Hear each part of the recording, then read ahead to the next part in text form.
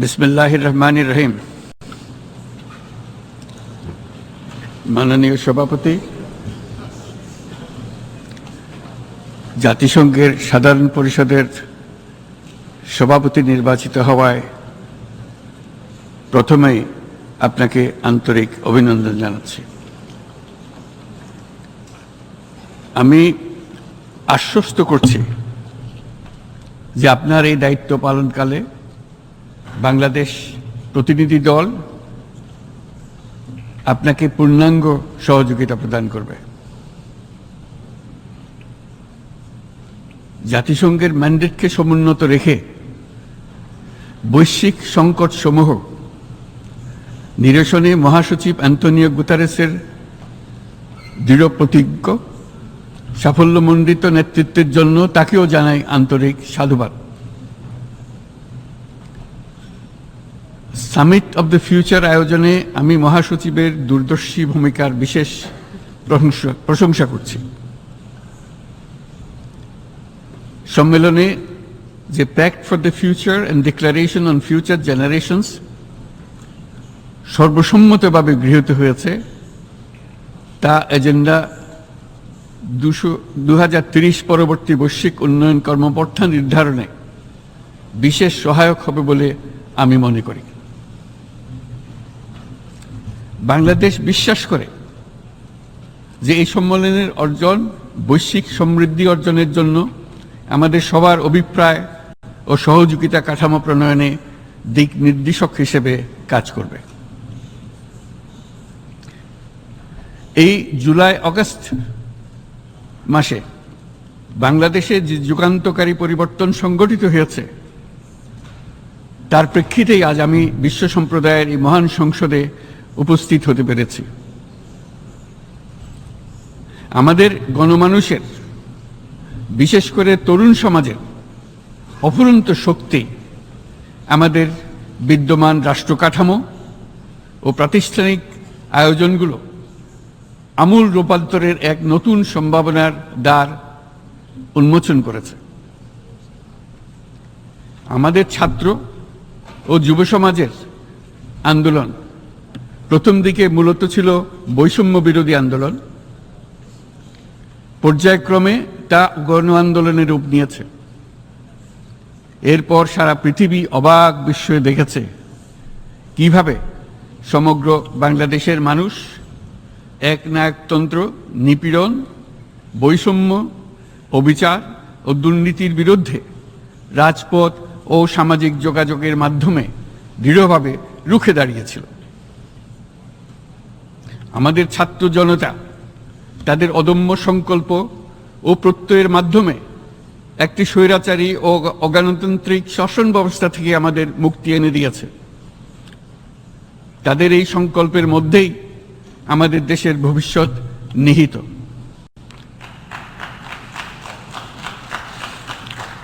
যা এই দেশকে বিশ্ব সম্প্রদায়ের মাঝে একটি দায়িত্বশীল জাতির মর্যাদায় উন্নত করবে বলে আমি বিশ্বাস করি। এই গণ আন্দোলন রাজনৈতিক অধিকার ও উন্নয়নের সুবিধাবঞ্চিত বাংলাদেশের আপামর জনসাধারণকে ঐক্যবদ্ধ করেছে। বাংলাদেশের মানুষ উন্নয়ন কর্মকাণ্ডকে অন্তর্ভুক্তিমূলক অংশীদারিত্ব রূপে দেখতে চেয়েছিল। আমাদের জনগণ একটা ন্যায্য, অন্তর্ভুক্তিমূলক ও কার্যকর গণতন্ত্রের জন্য লড়াই করেছে, যার জন্য আমাদের নতুন প্রজন্ম জীবন উৎসর্গ করেছে। আমাদের এই তরুণীরা যে প্রজ্ঞা, সাহস ও প্রত্যয় দেখিয়েছে তা আমাদের অভিভূত করেছে, সারা বিশ্ববাসীকে অভিভূত করেছে। বন্দুকের গুলি উপেক্ষা করে বুক পেতে দাঁড়িয়ে গিয়েছিল আমাদের এই তরুণরা। অবৈধ রাষ্ট্র ক্ষমতার বিরুদ্ধে প্রবলভাবে সোচ্চার হয়েছিল আমাদের তরুণ তরুণীরা। স্কুল পড়ুয়া কিশোর কিশোরীরা তারা নিঃসঙ্গ চিত্তে উৎসর্গ করেছিল তাদের জীবন। শত শত মানুষ চিরতরে হারিয়েছে তাদের দৃষ্টিশক্তি। আমাদের মায়েরা, দিনমজুরেরা ও শহরের অগণিত মানুষ তাদের সন্তানদের কাঁধে কাঁধ মিলিয়ে নেমেছিল রাজপথে। তপ্ত রোদ বৃষ্টি, মৃত্যু ভয়কে তোয়াক্কা না করে তারা সত্য ও ন্যায়সঙ্গত আকাঙ্ক্ষার বিরুদ্ধে দীর্ঘকালব্যাপী রাষ্ট্রযন্ত্রকে পরিচালনা করার অশুভ ষড়যন্ত্রকে পরাভূত করেছিল। জনগণের এই আন্দোলনে আমাদের জানা মতে প্রায় 800-এরও বেশি জীবন আমরা হারিয়েছি স্বৈরাচারী শক্তির হাতে। উদারনীতি, বহুত্ববাদ ও ধর্মনিরপেক্ষতার উপর মানুষের গভীর বিশ্বাস থেকেই বাংলাদেশ রাষ্ট্রের অভ্যুদয় হয়েছিল। 1971 সালে যে মূল্যবোধকে বুকে ধারণ করে আমাদের গণমানুষ যুদ্ধ করেছিল, সেই মূল্যবোধকে বহু বছর পরে আবার জেনারেশন জি, যে প্রজন্ম জি, নতুনভাবে আমাদেরকে দেখতে শিখিয়েছে।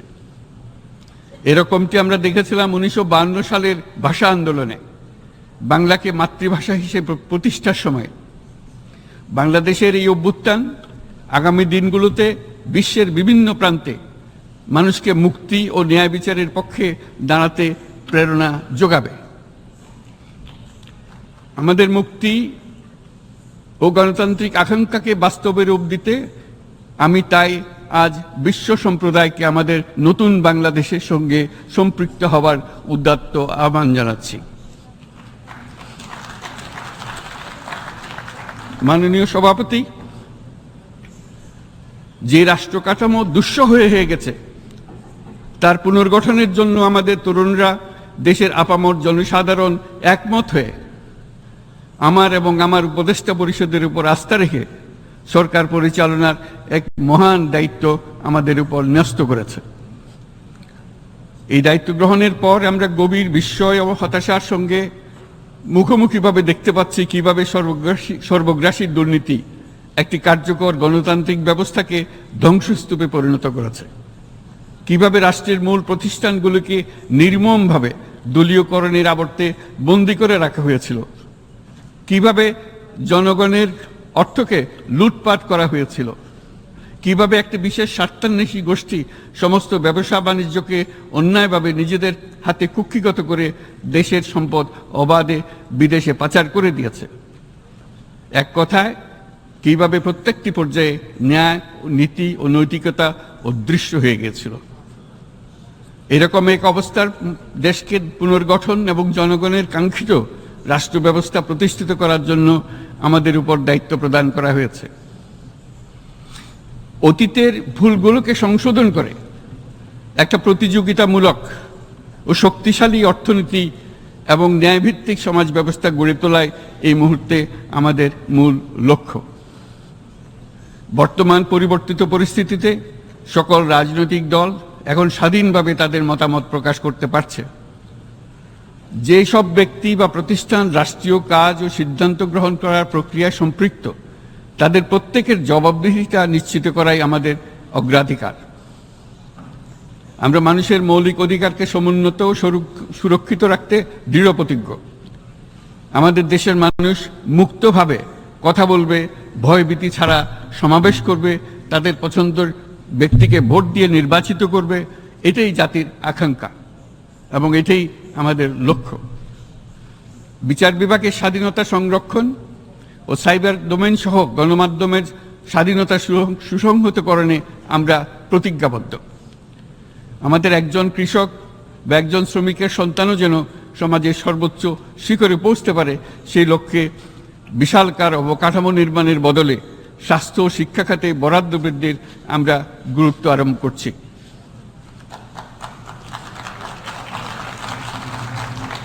রাষ্ট্র ব্যবস্থার সকল পর্যায়ে সুশাসন ফিরিয়ে আনাই আমাদের অভীষ্ট।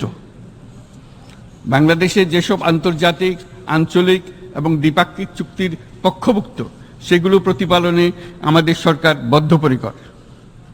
জাতিসংঘ সহ বহুপাক্ষিক বিশ্ব কাঠামোতে বাংলাদেশের সক্রিয় অংশগ্রহণ ও অবদান অব্যাহত থাকবে।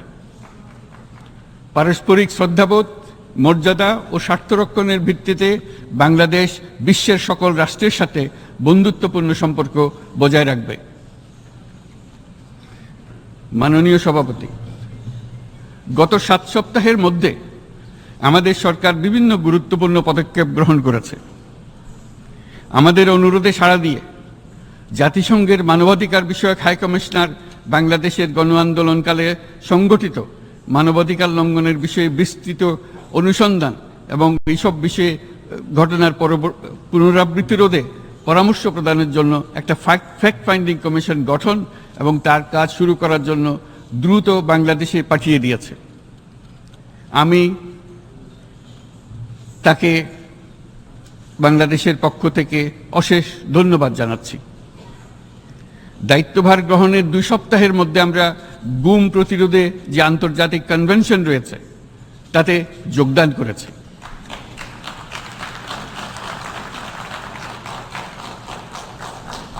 এর আশু বাস্তবায়নের জন্য প্রয়োজনীয় দেশীয় আইন ও বিধি প্রণয়নে আমরা এখন প্রক্রিয়া শুরু করেছি। বাংলাদেশে বিগত গত 1.5 দশকে যে সমস্ত গুমের অভিযোগ রয়েছে সেগুলো তদন্ত করার জন্য একটি তদন্ত কমিশন এই মুহূর্তে কর্মরত আছে। মানুষের আস্থা আত্মবিশ্বাস ফিরিয়ে আনতে এবং নির্মম অতীত যেন আর ফিরে না আসে কোনোদিন, সেই জন্য আমরা কিছু সুনির্দিষ্ট খাতে সংস্কারকে অগ্রাধিকার দিয়েছি। সেই লক্ষ্যে আমরা বিদ্যমান নির্বাচন ব্যবস্থা, সংবিধান, বিচার ব্যবস্থা, জনপ্রশাসন, আইন শৃঙ্খলা ব্যবস্থা সংস্কারের জন্য স্বাধীন কমিশন গঠন করেছি। সংবাদপত্র ও গণমাধ্যমের সংস্কারের জন্যও পৃথক কমিশন সহ আরও কয়েকটি বিশেষ বিষয়ে কমিশন গঠন প্রক্রিয়াধীন রয়েছে। ব্যবসা বাণিজ্যে অনুকূল পরিবেশ সৃষ্টির লক্ষ্যে আমরা ব্যাংক ও আর্থিক খাতের ব্যাপক সংস্কারের উদ্যোগ গ্রহণ করেছি। কোনো বিদেশি ব্যবসা বা বিনিয়োগ যেন ক্ষতিগ্রস্ত না হয় তা নিশ্চিত করতে আমরা বদ্ধপরিকর। এসব সংস্কার যেন টেকসই হয়, দীর্ঘমেয়াদে নিশ্চিত করতে এবং অবাধ ও নিরপেক্ষ অংশগ্রহণমূলক নির্বাচনের জন্য উপযোগী পরিবেশ সৃষ্টি করতে আমরা কাজ করে যাচ্ছি।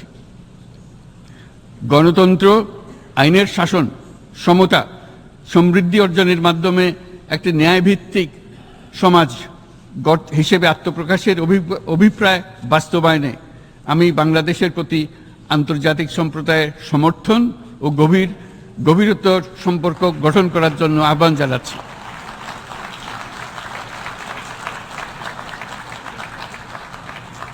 মাননীয় সভাপতি, বাংলাদেশ মনে করে যে শান্তি রক্ষা ও সংঘাত মোকাবেলা জনগণের সমৃদ্ধি নিশ্চিত করার মূল চালিকা শক্তি।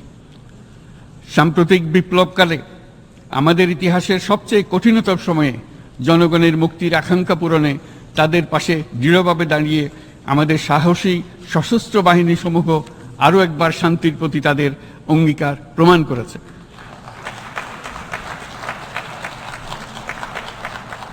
এটা সম্ভব হয়েছে শান্তি রক্ষায় আমাদের অঙ্গীকারের কেন্দ্রবিন্দুতে মানবাধিকারকে স্থান দেওয়ার ফলে।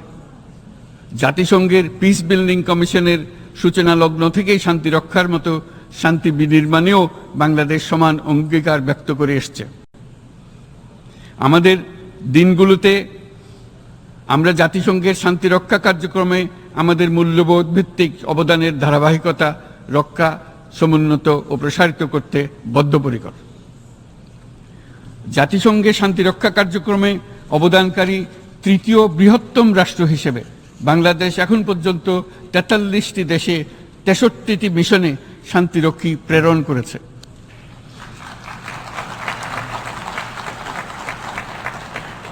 বসনিয়া থেকে শুরু করে কঙ্গো পর্যন্ত বিশ্বের বিভিন্ন প্রান্তে এসব মিশনে দায়িত্ব পালনকালে 168 জন বাংলাদেশি শান্তিরক্ষী নিজেদের জীবন বিসর্জন দিয়েছে।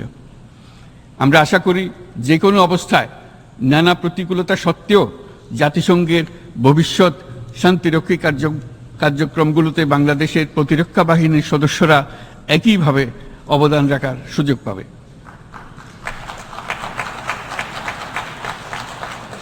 মাননীয় সভাপতি, আমাদের সকলের বাসস্থান এই পৃথিবী বৈশ্বিক অগ্রাধিকারগুলোকে সঠিকভাবে নির্ণয় করতে আগ্রহী। জলবায়ু পরিবর্তন আমাদের সকলের অস্তিত্বের প্রতি হুমকি স্বরূপ। এই গ্রীষ্মে সর্বকালের রেকর্ড ভঙ্গকারী তাপদাহ আমাদের জলবায়ুজনিত পরিবর্তনের কথা স্পষ্টভাবে স্মরণ করিয়ে দিয়েছে। আমাদের যা প্রয়োজন তা হলো জলবায়ু সম্পর্কিত ন্যায় বিচার, যাতে করে দায়িত্বজ্ঞানহীন সিদ্ধান্ত, উদাসীন আচরণ কিংবা এর মাধ্যমে সাধিত ক্ষতির বিষয়ে যারা সংশ্লিষ্ট তাদের দায়বদ্ধ করা যায়। জলবায়ু পরিবর্তনজনিত দীর্ঘমেয়াদী প্রভাবগুলো অপূরণীয় ক্ষতির কারণ হয়ে দাঁড়িয়েছে। আমরা জীব বৈচিত্র্য হারিয়ে ফেলছি, প্যাথোজেনের পরিবর্তনের ফলে নতুন রোগ বাড়ছে, কৃষিক্ষেত্রে চাপ বাড়ছে ক্রমাগতভাবে, পানি সম্পদ ঝুঁকিতে ফেলছে আমাদের বাসযোগ্যতাকে, সমুদ্র পৃষ্ঠের উচ্চতা বৃদ্ধি এবং লবণাক্ততা আমাদের ক্ষতি করছে প্রতিনিয়ত। ঘূর্ণিঝড়ের সংখ্যা ও মাত্রা বৃদ্ধির কারণে যেই ক্ষতি হচ্ছে তাকে উপেক্ষা করার সুযোগ নেই। ক্ষুদ্র কৃষক, প্রান্তিক পর্যায়ে জীবিকা অন্বেষণকারীরা জলবায়ু পরিবর্তনজনিত ঝুঁকির মুখোমুখি হচ্ছে সবচেয়ে বেশি। আমি আজ এই বিশ্ব সভায়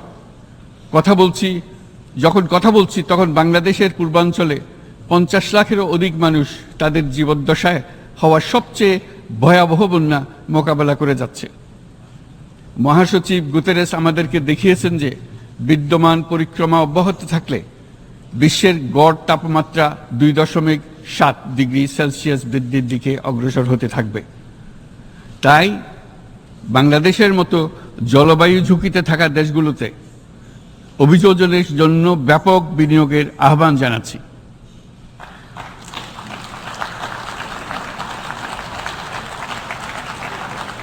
এছাড়াও উদ্ভাবনী শক্তির প্রয়োগ, অতিরিক্ত অর্থায়নের মাধ্যমে লস অ্যান্ড ড্যামেজ ফান্ডকে কার্যকর করা আমাদের জন্য অত্যন্ত গুরুত্বপূর্ণ। একইভাবে আমাদের প্রয়োজন প্রযুক্তির সহজলভ্যতা, সক্ষমতা বৃদ্ধি। নির্দিষ্ট করে বললে আমাদের দরকার জীবন রক্ষাকারী প্রযুক্তি, বিশেষত কৃষি, পানি এবং জনস্বাস্থ্য খাতে, যেখানে ক্ষুদ্র ক্ষুদ্র উদ্ভাবন এবং সমাধানসমূহ ঝুঁকিতে থাকা জনগোষ্ঠীকে রক্ষা করতে পারে। জলবায়ু সংকটের মোকাবেলা এবং বৈশ্বিক অর্থনীতি সুসংহতকরণে আমাদের যুগপৎভাবে কাজ করতে হবে। বিশ্ব সম্প্রদায় এখন কার্বন মুক্ত পৃথিবী গড়ে তুলতে মনোযোগী হচ্ছে।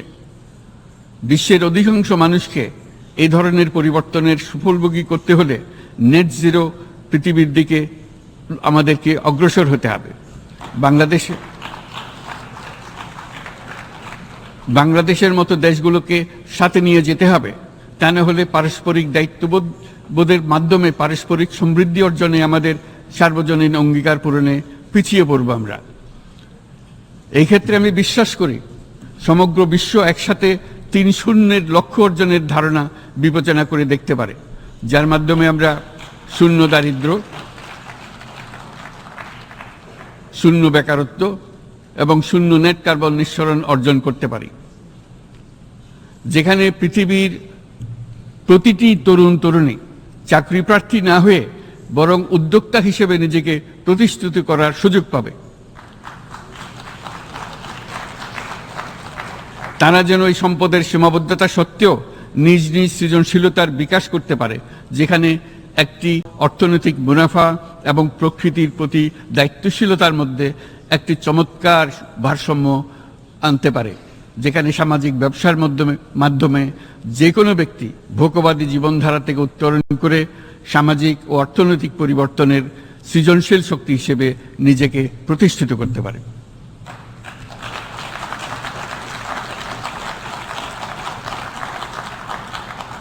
এই সময়ে তাই প্রয়োজন উন্নত উন্নয়নশীল সকল দেশসমূহ এবং বিভিন্ন অংশীদারদের মধ্যে নতুন দৃষ্টিভঙ্গি, নতুন মূল্যবোধ এবং নতুন একতা। সামগ্রিকভাবে এই লক্ষ্য অর্জনে জাতিসংঘ ব্যবস্থা, জাতীয় আঞ্চলিক পর্যায়ে সরকারসমূহ, সকল ব্যবসা প্রতিষ্ঠান, বেসরকারি অংশীজন এবং দাতব্য সংস্থাগুলোকে একসঙ্গে কাজ করতে হবে। আমাদের অর্থনৈতিক কাঠামোতে সামাজিক ব্যবসাকে স্থান দিলেই নিচের অর্ধেকাংশ মানুষের জীবনে তা বিরাট পরিবর্তন আনতে পারে।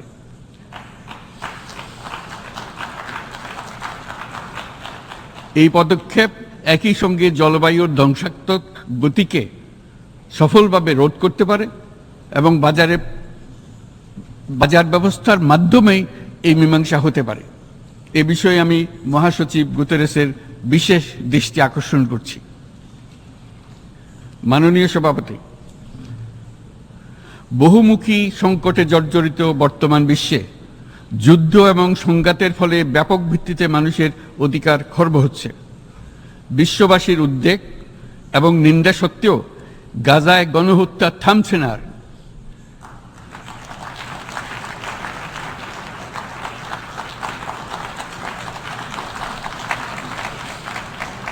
ফিলিস্তিনের মতো বিদ্যমান বাস্তবতা কেবল আরব কিংবা মুসলমানদের জন্যই উদ্বেগজনক নয়, বরং তা সমগ্র মানব জাতির জন্যই উদ্বেগের বিষয়।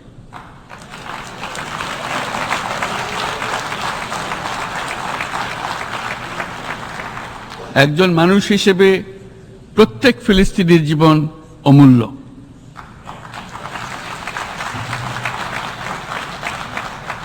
ফিলিস্তিনের জনগণের বিরুদ্ধে যে মানবতা বিরোধী অপরাধ হচ্ছে তার জন্য সংশ্লিষ্ট সকলকে দায়বদ্ধ করতে হবে।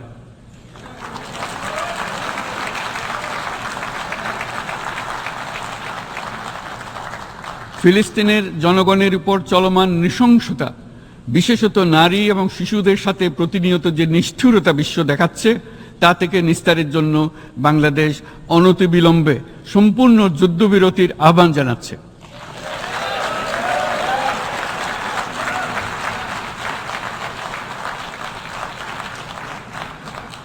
দ্বিরাষ্ট্রভিত্তিক সমাধানেই মধ্যপ্রাচ্যে টেকসই শান্তি আনতে পারবে। তাই জাতিসংঘ সহ আন্তর্জাতিক সম্প্রদায়ের সকলকে এর বাস্তবায়নের জন্য এখনই উদ্যোগ নিতে আহ্বান জানাচ্ছি।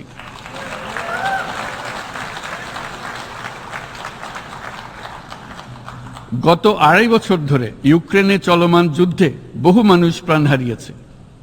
এই যুদ্ধের প্রভাব সর্বব্যাপী, এমনকি বাংলাদেশের অর্থনীতিতেও এর নেতিবাচক প্রভাব আমরা অনুভব করছি। আমরা তাই উভয় পক্ষকে সংলাপে বসে বিরোধ নিরসনের মাধ্যমে যুদ্ধের অবসান ঘটানোর আহ্বান জানাচ্ছি। মাননীয় সভাপতি, বাংলাদেশ গত 7 বছর যাবৎ মায়ানমার হতে আগত 12 লাখেরও বেশি রোহিঙ্গাদের মানবিক কারণে আশ্রয় দিয়ে আসছে। এর ফলে আমরা বিরাট সামাজিক, অর্থনৈতিক, পরিবেশগত ক্ষতির সম্মুখীন হচ্ছি। মায়ানমারের অভ্যন্তরীণ সমস্যা থেকে সৃষ্ট এই সংকট বাংলাদেশ ও আমাদের অঞ্চলের জন্য প্রথাগত ও অপ্রথাগত উভয় ধরনের নিরাপত্তা ঝুঁকির কারণ হয়ে দাঁড়িয়েছে। মায়ানমার থেকে বাংলাদেশে বলপূর্বক বাস্তুচ্যুত রোহিঙ্গাদের সহায়তা করতে আমরা অঙ্গীকারবদ্ধ। আমরা রোহিঙ্গাদের জন্য মানবিক সহায়তা কার্যক্রম চালু রাখা এবং তাদের টেকসই প্রত্যাবর্তন নিশ্চিত করার উদ্দেশ্যে আন্তর্জাতিক সম্প্রদায়ের পর্যাপ্ত সহায়তা অব্যাহত রাখার আহ্বান জানাচ্ছি। রোহিঙ্গাদের সাথে সংগঠিত হওয়া ব্যাপক ভিত্তিক মানবাধিকার লঙ্ঘনের জন্য আন্তর্জাতিক বিচার আদালত এবং আন্তর্জাতিক অপরাধ আদালতে চলমান বিচার প্রক্রিয়ার মাধ্যমে ন্যায় বিচার নিশ্চিত করাও সমানভাবে গুরুত্বপূর্ণ। রোহিঙ্গারা যাতে নিজ দেশে স্বাধীন এবং মর্যাদাপূর্ণ জীবনযাপন করতে পারে, সেই লক্ষ্যে অনুকূল পরিবেশ তৈরিতে জাতিসংঘ অন্যান্য আন্তর্জাতিক প্রতিষ্ঠানের ধারাবাহিক প্রচেষ্টার প্রশংসা দাবিদার। এই লক্ষ্যে রোহিঙ্গারা যাতে পর্যাপ্ত নিরাপত্তা ও অধিকার নিশ্চিত করে তাদের নিজ ভূমি রাখাইনে ফিরে যেতে পারে, তার পথ সুগম করা অত্যন্ত দরকার। মায়ানমারে প্রতিনিয়ত পরিবর্তনশীল অবস্থা বিবেচনা রেখে বাংলাদেশ আন্তর্জাতিক সম্প্রদায়ের সাথে একযোগে রোহিঙ্গাদের নিজ দেশে মর্যাদাপূর্ণ টেকসই প্রত্যাবর্তনের জন্য পরিবেশ সৃষ্টিতে কাজ করতে প্রস্তুত।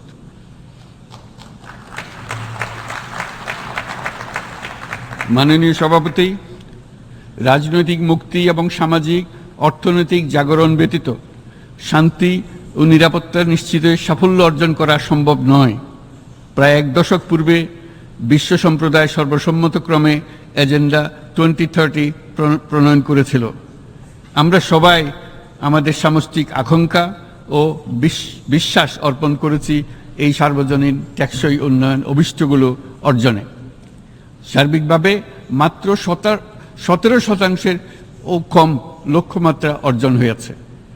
স্পষ্টতই এই ক্ষেত্রে অনেক উন্নয়নশীল রাষ্ট্র আরও পিছিয়ে আছে। উন্নয়নশীল দেশগুলোকে এসডিজি অর্থায়নের বছরে প্রায় 2.5 থেকে 4 ট্রিলিয়ন মার্কিন ডলারের সমান ঘাটতি মোকাবেলা করতে হচ্ছে। উন্নয়নশীল বিশ্বের ঋণের বোঝা, ক্ষয়িষ্ণু আর্থিক সক্ষমতা এবং জলবায়ু পরিবর্তনের ক্ষতিকর প্রভাবের কারণে বাংলাদেশের মতো দেশগুলিতে বেশি ঝুঁকিতে রয়েছে। আমরা আশা করি উন্নয়নের জন্য অর্থায়ন সংক্রান্ত চতুর্থ আন্তর্জাতিক সম্মেলনে এই ধরনের জটিল এবং কাঠামোগত সমস্যাগুলোর দিকে নজর দেওয়া হবে। বহুপাক্ষিক আর্থিক প্রতিষ্ঠানগুলোকে এমন অভিন্ন লক্ষ্যে নিয়ে যাওয়ার কাজ করতে হবে যাতে সকল রাষ্ট্র সমানভাবে সম্পদ ও সুযোগের ব্যবহার করতে পারে। তারা নিজেদের কর্মসূচিতে সামাজিক ব্যবসাকে গুরুত্বপূর্ণ ভূমিকা দিতে পারে, যাতে নিম্ন আয়ের দেশগুলোর বাস্তবতাকে বিশেষভাবে মোকাবেলা করা যায়, যা ব্যবসায়ী উদ্যোগ এবং ব্যক্তির সৃজনশীলতাকে উদ্বুদ্ধ করে, যা বঞ্চিত জনগোষ্ঠীকে বিশালভাবে সহায়তা করে। এই ক্ষেত্রে অবৈধ অর্থের প্রবাহ এবং উন্নয়নশীল দেশগুলো থেকে সম্পদ পাচার বন্ধ করা অত্যন্ত আবশ্যক। উন্নয়নশীল দেশগুলো থেকে পাচার হয়ে যাওয়া সম্পদ ফেরত আনার জন্য আন্তর্জাতিক সহযোগিতা জোরদার করতে হবে। আমরা আশা করি কর ফাঁকি রোধে আন্তর্জাতিক কর কনভেনশন অতি শীঘ্রই গৃহীত হবে। মাননীয় সভাপতি, আমরা যে নিবিড়ভাবে সংযুক্ত বিশ্বে বসবাস করছি, সেখানে অভিবাসন এবং মানুষের অবাধ প্রবাহ এক অলঙ্ঘনীয় বাস্তবতা। বাংলাদেশি নাগরিকরা প্রতিনিয়ত বিভিন্ন দেশে অভিবাসী হিসেবে যাচ্ছেন। তারা বিভিন্ন দেশে তাদের কর্মসংস্থানের সন্ধানে আছেন। বিশ্বের বিভিন্ন প্রান্তে এই মুহূর্তে প্রায় 1.5 কোটি প্রবাসী বাংলাদেশি আছেন। সকলের জন্য অভিবাসনের উপযোগিতা নিশ্চিত করতে নিয়মিত মর্যাদাপূর্ণ অভিবাসনের পথ সুগম করতে হবে। আন্তর্জাতিক সম্প্রদায়কে অভিবাসীদের মানবাধিকার এবং তাদের প্রতি মানবিক আচরণ নিশ্চিত করতে হবে।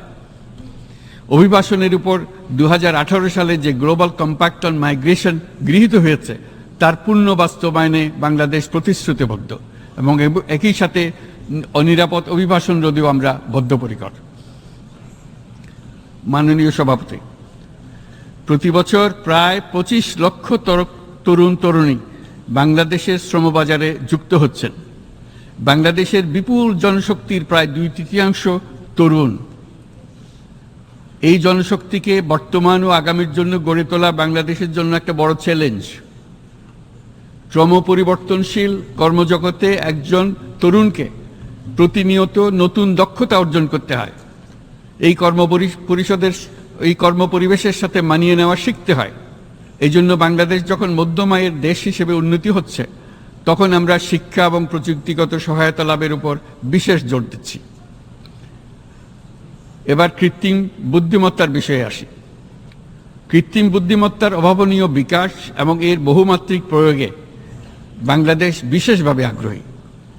আমাদের তরুণ সমাজ জেনারেটিভ আর্টিফিশিয়াল ইন্টেলিজেন্সের সম্ভাবনা নিয়ে উচ্ছ্বসিত।